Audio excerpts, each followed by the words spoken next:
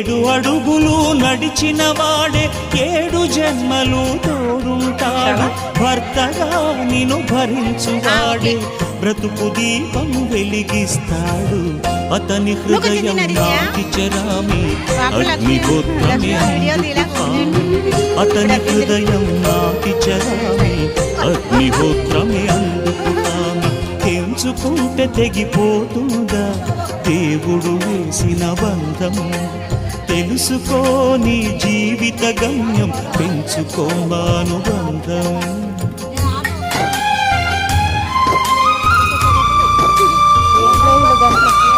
ప్రసాదం